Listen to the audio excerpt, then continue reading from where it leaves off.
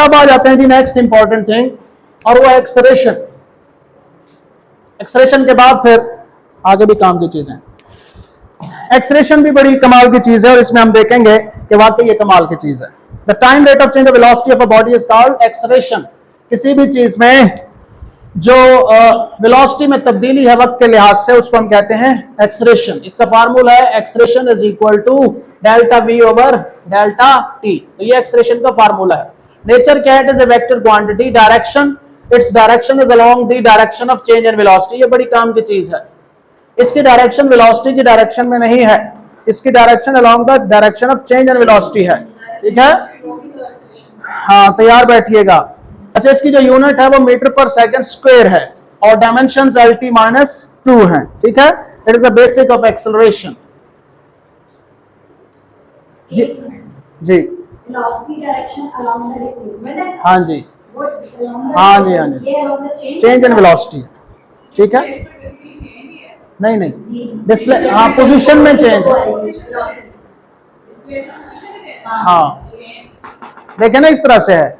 आप यहां से यहां पहुंच गए हैं तो डिस्प्लेस किया आपने इस डायरेक्शन में, तो जिधर आप डिस्प्लेस कर रहे होते हैं वेलोसिटी की डायरेक्शन भी उधर ही होती है। तो डिस्प्लेसमेंट भी इधर, वेलोसिटी भी इधर, लेकिन एक्सेलरेशन का फैसला चेंज इन वेलोसिटी करती है। वेलोसिटी की डायरेक्शन उधर ही होती है जिधर डिस्प्लेसमेंट, लेकिन एक्सेलरेशन की डायरेक्शन किधर है? जिधर चेंज इन वेलोसिटी हो। ये ध्यान में रखें, एक्सेलरेशन वेलोसिटी की डायरेक्शन में नहीं होती, चेंज इन वेलोसिटी की डायरेक्शन में। अच्छा जी, बताते हैं, सब्र करें। अच्छा जी, ये देखें पॉसिबिलिटीज। एक्सेलरेशन कब कब हम हासिल कर सकते हैं? As velocity is a vector, so change in velocity में भी पॉसिबल। याद रखें, एक्सेलरेशन का कंसर्न चेंज इन वेलोसिटी से है, but per unit fix time. तो एक्सेलरेशन का ताल्लुक चेंज इन वेलोसिटी से। Acceleration is proportional to change in velocity अगर टाइम। इसको आपने ध्यान में रखना है। ठीक है, change in velocity, change in velocity ज्यादा, एक्सेलरेशन ज्यादा, चेंज इन वेलोसिटी कम, एक्सेलरेशन कम है। ठीक है, अच्छा जी, पॉसिबिलिटीज। तो 3 पॉसिबिलिटीज है हमारे पास एक्सेलरेशन प्रोड्यूस करने की। कौन कौन सी?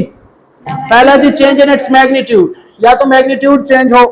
ठीक है, फॉर एग्जांपल आप स्ट्रेट रोड पे जा रहे हैं और आपकी जो रफ्तार है वो चेंज हो रही है। आपकी डायरेक्शन सेम है, लेकिन पहले आपकी रफ्तार थी 3 और बाद में आपकी रफ्तार थी 4। तो डायरेक्शन सेम है लेकिन वेलोसिटी में चेंज क्यों है? Due to magnitude. तो इसको भी एक्सेलरेशन कहेंगे। और एक्सेलरेशन कैसे फाइंड करेंगे? Delta V over delta T. और इसमें क्या होगा? 4 - 3 पर सेकेंड। ये कितना आएगा? 1 मीटर पर सेकेंड स्क्वायर। ये मैग्नीट्यूड में चेंज है, डायरेक्शन चेंज नहीं हुई, डायरेक्शन उधर ही है जिधर पहले थी। ठीक है, लिहाजा चेंज इन वेलोसिटी भी उधर ही है।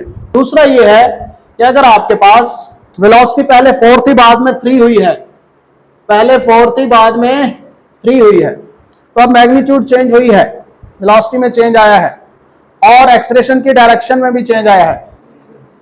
ये किसकी बात हो रही है? अभी हम सिर्फ मैग्नीट्यूड चेंज कर रहे हैं और चेक कर रहे हैं कि एक्सेलरेशन पे क्या फर्क पड़ता है।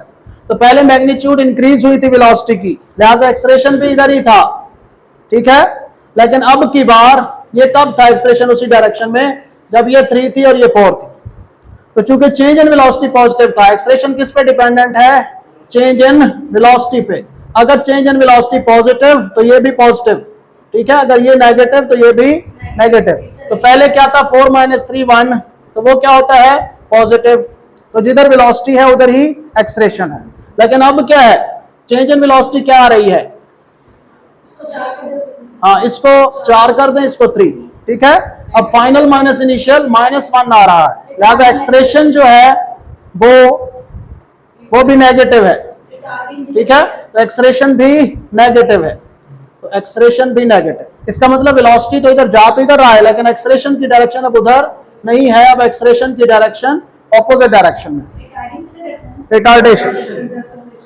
पहला हो गया चेंज इन इट्स मैग्नीट्यूड, दूसरा है change in its direction, direction change हो। फॉर एग्जांपल आप सर्कुलर पाथ में मूव कर रहे हैं, आप यहां पे थे, आपकी रफ्तार 3 है, आप यहां पे हैं, आपकी रफ्तार 3 है, मीटर पर सेकंड में ले लेते हैं। आपकी रफ्तार चेंज नहीं हुई, डायरेक्शन चेंज हुई। ठीक है, तो ये देखें रेडियस के साथ परपेंडिकुलर आपकी वेलोसिटी होती है, टेंजेंशियल वेलोसिटी वो है। जब आप यहां पहुंचे ये फिर से टेंजेंशियल वेलोसिटी थी रेडियस के परपेंडिकुलर, तो डायरेक्शन ऑफ वेलोसिटी चेंज हो रही। तो वेलोसिटी की डायरेक्शन जब चेंज हो गई तो एक्सलेरेशन आ गया, ठीक है। तो एक्सलेरेशन किस वजह से होता है? दूसरा direction.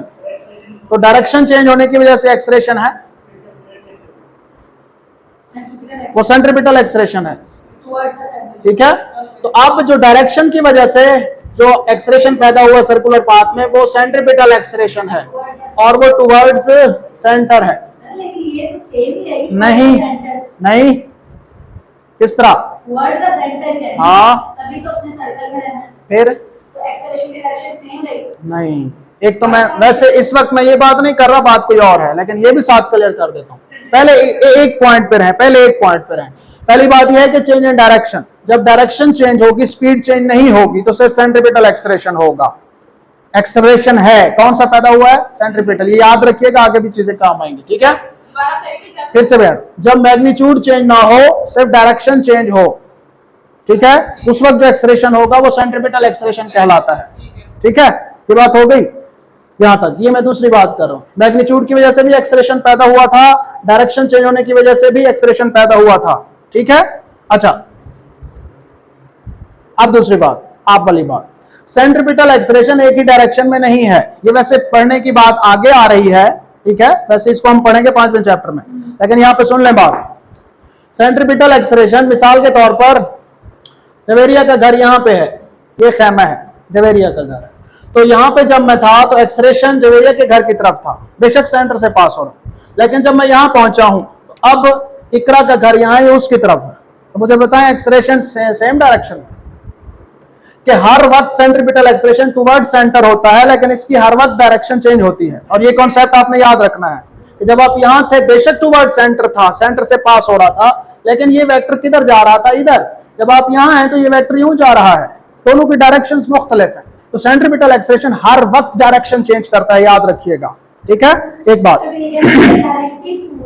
Directed toward centre, directed toward centre and changing its direction. अगली बात सुन ले, अगली बात, बहुत सारी बातें साथ साथ पूछते जा रहे हैं तो सुन ले। तो जब एक बॉडी सर्कुलर पाथ में हो और उसकी स्पीड यूनिफॉर्म हो, तो सेंट्रीपिटल एक्सलेरेशन का फार्मूला जो लगेगा वो होगा v स्क्वायर ओवर r। अच्छा, आप जरा सुनिएगा, अब v चूंकि सेम है 3, आप यहां पुट करेंगे ना, रेडियस भी फिक्स है, पुट करेंगे तो एक यूनिफॉर्म वैल्यू आएगी। फॉर एग्जांपल, रेडियस है आपका 9 मीटर और ये 3 है, तो 3 का स्क्वायर ओवर 9 तो ये 9 over 9 1 metre per second square. अब ये एक्सलेरेशन की मैग्नीट्यूड यही रहेगी, 1 मीटर पर सेकंड स्क्वायर। अब सुनिएगा जरा, जब किसी बॉडी की सर्कुलर मोशन में हो और उसकी मैग्नीट्यूड चेंज ना हो रही हो, स्पीड की सिर्फ डायरेक्शन चेंज हो रही हो, तो सेंट्रीपिटल एक्सलेरेशन की मैग्नीट्यूड फिक्स होती है, डायरेक्शन चेंज हो रही हो। मैग्नीट्यूड फिक्स होती है, डायरेक्शन चेंज हो रही है। अब अगली बात बता रहा हूं, बेशक 5वें चैप्टर में होगी, लेकिन यहीं पे डिस्कस कर रहे हैं एक्सलेरेशन की मुख्तलिफ टाइप्स। अगर स्पीड भी साथ चेंज हो रही हो तो फिर एक और एक्सलेरेशन पैदा होगा जिसको टेंजेंशियल एक्सलेरेशन कहते हैं। वो कब पैदा होगा? जब स्पीड चेंज हो, ठीक है। हाँ जी, जब स्पीड चेंज होगी तो एक न्यू एक्सलेरेशन पैदा हो जाएगा, उसको क्या कहते हैं? Tangential acceleration. तो यहां पे उसकी स्पीड थी 3 मीटर पर सेकेंड और यहां पे पहुंच के हो गई 4 मीटर पर सेकेंड। तो 2 एक्सलेरेशंस हैं, बल्कि अभी बताऊंगा कि 3 हैं, ठीक है। तो 3 एक्सलेरेशन पैदा हो रहा है, 3 4 देखिएगा। अच्छा, एक एक्सलेरेशन डायरेक्शन चेंज होने की वजह से था, उसका नाम क्या था? सेंट्रीपिटल। एक एक्सलेरेशन पैदा हो रहा है अलोंग द टेंजेंट, उसका नाम है टेंजेंशियल एक्सलेरेशन, ठीक है। अब इसी स्पीड चेंज होने की वजह से जो टेंजेंशियल एक्सलेरेशन पैदा हो रहा है, इसकी वजह से एंगुलर एक्सलेरेशन भी पैदा हो रहा है। एंगुलर एक्सलेरेशन किसके बराबर होता है? अल्फा के। वो किसके बराबर है? ओमेगा एफ माइनस ओमेगा ई ओवर डेल्टा टी। अब ओमेगा एफ ओमेगा आई में फर्क है, चूंकि वी में फर्क है। आपको पता है V is equal to R omega और omega is equal to V over R. तो जब वी चेंज हो रहा है तो ओमेगा भी चेंज हो रहा है, ठीक है। तो ओमेगा चेंज हो रहा है तो एक नई चीज पैदा हो रही है, समझ आ रही है? एंगुलर एक्सलेरेशन पैदा होगा। वो किधर होगा? ये पार्टिकल जिसके गिर्द घूम रहा है सेंटर, उसमें से एक एक्सेस पास हो रहा है, उसके अलोंग है ये अल्फा, ठीक है। तो इसके अलोंग है एक और है जिसको क्या कहते हैं? अल्फा। वो इसके अलोंग 3 एक्सलेरेशन, ठीक है। अब चौथा एक्सलेरेशन देखिएगा, ना थकना नहीं, वो एक्सेलरेशन बड़ा काम का है। वैसे इसकी डिटेल अभी शुरू नहीं हुई, वो 5वें चैप्टर में होगी, ठीक है। अच्छा, वो चौथा एक्सेलरेशन कौन सा? Net acceleration. कैसे? एटी इधर, एसी इधर, इन दोनों का आप लेंगे नेट इफेक्ट, ये एटी एसी, तो नेट एक्सेलरेशन इस तरफ बनेगा, उसको कहते हैं ए नेट। और ए नेट कैसे निकलता है? ए नेट ए टेंजेंशियल का स्केयर प्लस ए सेंट्रीपिटल का स्केयर। सर ये फार्मूला क्यों लगा रहे हैं? चूंकि इन दोनों के दरमियान एंगल 90 है, एटी और एसी के दरमियान। जब दो वेक्टर क्वांटिटीज के दरमियान एंगल 90 हो तो मैग्नीट्यूड इससे निकालते हैं। तो ये फार्मूला नेट एक्सेलरेशन के लिए है, ठीक है। तो एटी यहां लिख लें, तो एटी और एसी परपेंडिकुलर होते हैं। सारी बातें ये आप, मेरा ये जो वीडियो रिकॉर्ड हो रही है इसको फिर से सुनिएगा, सारी काम की बातें हैं। कब जो है वो सेंट्रीपिटल एक्सेलरेशन होता है, कब टेंजेंशियल होता है और अल्फा साथ होता है, और कब इनका नेट एक्सेलरेशन ए किस तरफ होता है, ये भी होगा। ओके बच्चों, इधर प्लीज।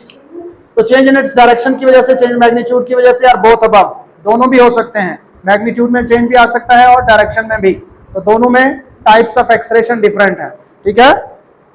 ये देख लें। नेक्स्ट है जी, यहाँ पे एवरेज एक्सेलरेशन क्या होता है? Ratio of total change in velocity to the total time taken is called average acceleration. ये डेफिनेशन सिर्फ मैं यहाँ पे दिखा रहा हूँ, इसके फिर अगली जो स्लाइड है उसमें हम इन तीनों का एक ही एग्जांपल से फाइंड आउट कर लेंगे। एवरेज एक्सेलरेशन क्या है? Total change in velocity. Total change in, पहले तो सिर्फ चेंज इन वेलोसिटी, वो इंस्टेंटेनियस की भी हो सकती है। टोटल चेंज से मुराद final velocity minus initial divide by final time over initial time, ये होता है। अच्छा, इंस्टेंटेनियस एक्सेलरेशन क्या? Acceleration about a particular instant, किसी एक लम्हे कितना एक्सेलरेशन है, कितनी वेलोसिटी चेंज हुई है, उसको कहेंगे इंस्टेंटेनियस एक्सेलरेशन। और फार्मूला आप जानते हैं कि इंस्टेंट बराबर है limit delta T approaches 0 delta V over delta T. Uniform acceleration कब हुआ? If the velocity of the body changes y equal amount, velocity change होती है equal amount in equal interval of time. Time fix कर लें, velocity में change same है तो फिर एक्सेलरेशन यूनिफॉर्म। वेलोसिटी चेंज नहीं, वेलोसिटी में चेंज सेम है तो फिर वो एक्सेलरेशन यूनिफॉर्म होगा, ठीक है। Otherwise non uniform acceleration, otherwise uniform नहीं होगा। यहाँ पे एक एग्जांपल से समझते हैं, ये अपनी बुक में भी ये है, एग्जांपल दी हुई है, मतलब थ्योरी में। अच्छा जी, time 0, 1 second, 2 second, 3 second, 4 second तक हमने चेक किया वेलोसिटी को। Velocity 0 metre per second, 10 metre per second, 20, 30 और 40 metre per second. Instantaneous acceleration, हर लम्हे का जो एक्सेलरेशन आपने देखना है वो क्या है? हर लम्हे का एक्सेलरेशन इंस्टेंटेनियस, वो आप चेक कर सकते हैं। इंस्टेंटेनियस एक्सेलरेशन कैसे चेक करेंगे? देखें, हर लम्हे यहां से यहां तक इस 1 सेकंड में मैं चेक कर लेता हूं। a1 किसके बराबर होगा?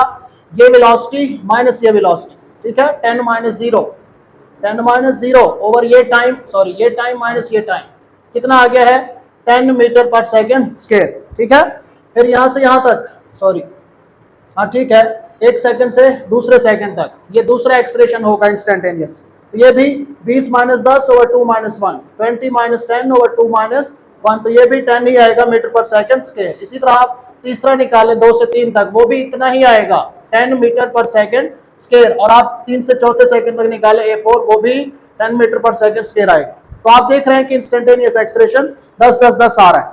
अब अगर आप इसकी एवरेज ले लें, एवरेज एक्सेलरेशन कैसे निकालते हैं? Final velocity, final minus initial divided by final time minus initial time, तो वो भी वही निकल रहा है। तो आप देखें कि इंस्टेंटेनियस भी वही निकले हैं और एवरेज भी वही है। तो अगर इंस्टेंटेनियस एक्सेलरेशन और एवरेज एक्सेलरेशन बराबर हो और वो 10 मीटर पर सेकंड स्क्वायर है, तो the body is moving with uniform acceleration. तो एक ही मिसाल से हमने 3 चीजों को समझा दिया है।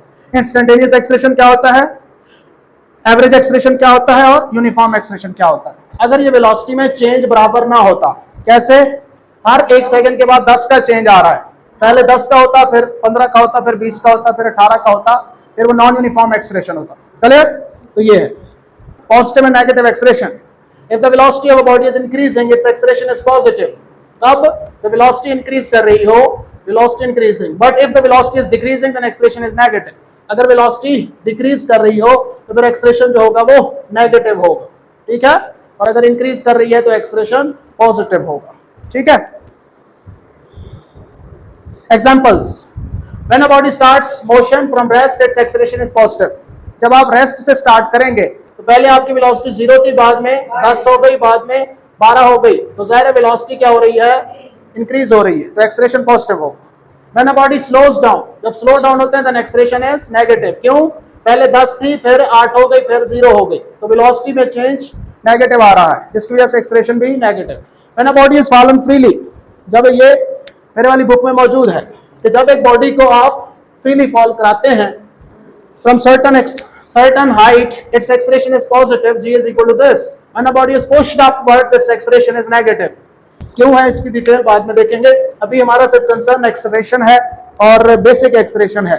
ग्रेविटेशनल एक्सेलरेशन बाद में देखेंगे जब हम न्यूटन के लॉज और उसके बाद ग्रेविटी को डिस्कस करेंगे। यहाँ पे 2 एग्जांपल्स हैं मेरी ही बुक वाली, टाइम दिए हुए हैं, वेलोसिटीज दी हुई है, एक्सेलरेशन दिया हुआ है, तो जिसमें इसी तरह दूसरे टेबल में भी है और ये पॉजिटिव और नेगेटिव एक्सेलरेशन को एक्सप्लेन कर रहे हैं। ठीक है, वेलोसिटी, ठीक है, समझ आ गई इसकी दोनों की? ओके जी, नेक्स्ट चलें। अब ये कुछ एमसीक्यूज आप करेंगे जी, अभी करें, शाबाश, बहुत important MCQ. A body is moving with changing velocities 2, 4, 7, 11 and 16, its velocity and acceleration R G दोनों ही इंक्रीज कर रहे हैं। तो अच्छा सवाल है, ये वेलोसिटी तो इंक्रीज कर रही है 2, 4, 7, 11 एंड 16, लेकिन मसला कहाँ है? एक्सेलरेशन पे है। एक्सेलरेशन इंक्रीज कर रही है, डिक्रीज, तो सिंपल सी बात है, एक्सेलरेशन है delta V over delta T, तो आप ना एक्सेलरेशन को डेल्टा वी से देखा करो। अगर डेल्टा वी इंक्रीज कर रहा हो, एक्सेलरेशन इंक्रीज कर रहा है, डेल्टा वी डिक्रीज कर रहा हो, एक्सेलरेशन, डेल्टा वी देखो 2 से 4 तक कितना फासला है? 2 से 4 तक डेल्टा वी की वैल्यू 2 है, 4 से 7 तक डेल्टा वी की वैल्यू 3 है, 7 से 11 तक डेल्टा वी की वैल्यू 4 है, और इससे 16 तक डेल्टा वी की वैल्यू 5 है। तो चेंज इन वेलोसिटी इंक्रीज कर रहा है, लिहाजा एक्सेलरेशन भी इंक्रीज कर रहा है। कैसा लगा? मैंने सही कहा ना? हाँ, अल्हम्दुलिल्लाह, वेलोसिटी इंक्रीजिंग, एक्सेलरेशन भी इंक्रीजिंग। क्लियर?